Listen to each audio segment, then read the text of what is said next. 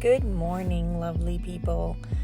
This is my first attempt at an audio recording to share some of my thoughts. So, here we go. I was thinking this morning a little bit about what it means to have personal power.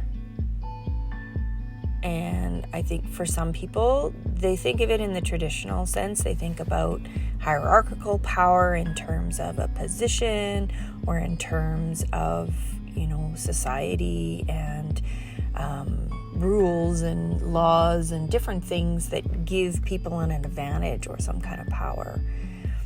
But when it comes to personal power, when I say, talk about personal power, it has nothing to do with a position. It has nothing to do with where you sit, what you do, who you know.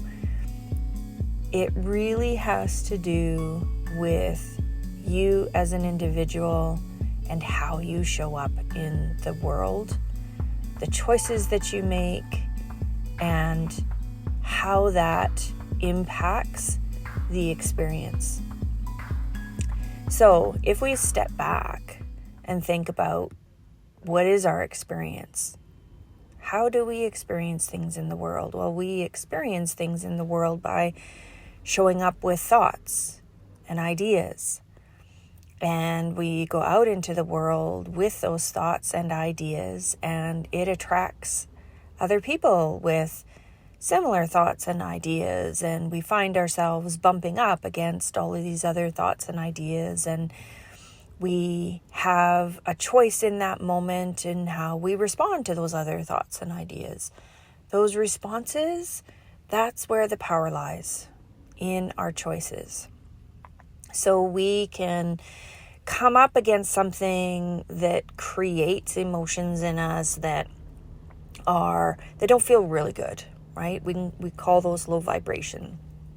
They're things like frustration or anger or sadness. And we, in that moment, can choose what we want to do with that, because everybody brings perspective. They bring a point of view, what they think, what they believe. And that perspective is really colored by our thoughts and our beliefs and our emotions that are tied to that experience. So here's an example. You can show up, let's say you're going shopping, and you can show up at the counter and you can have an exchange with another individual where they don't seem to be really treating you very well, or they are ignoring you, and you're wanting to ask for their help, and they just, they're grouchy, and they kind of are short in the way they deal with you, and they're not really answering your questions or being really, really helpful. In that moment, we have a choice. We can see that, we can judge that person and say, man, they weren't helpful. I have a belief that people in retail should be helpful, that's their job. That's what they're getting paid to do. Or we could take the perspective and say, I have a belief and an understanding of other people that they bring their own thoughts and feelings and emotions to the table in any interaction. So, wow, I wonder if this person is having a really bad day, or I wonder if this person is behaving this way because they are being treated really poorly by the people that come into the store every day, right? And whichever point of view that I choose, that's going to determine the quality of that experience, not for the other person, but for me. Because in reality, I'm never ever going to experience what they experience. My life is my own. My experience is my experience. So if I choose to get frustrated and think, oh man, that person is disrespecting me, or they're treating me really, really poorly, I end up suffering because I'm like, man, I feel really crappy right now because I feel disrespected and because I feel like, somebody else is treating me poorly. Or I could go into my day thinking, I'm going to take control of the situation, and I'm going to think, you know what? This person probably had a really crappy day. I want to have a really good day. So you know what I'm going to do is I'm going to share that desire with this person, and I'm going to say, you know what? Looks like you've been having a really crappy day. This is probably a really tough job. But you know what? I really appreciate the help that you provided me today. So thank you. A couple of things can happen in that moment. You go away from that interaction being completely in control and feeling good, avoiding any of that suffering that could have happened.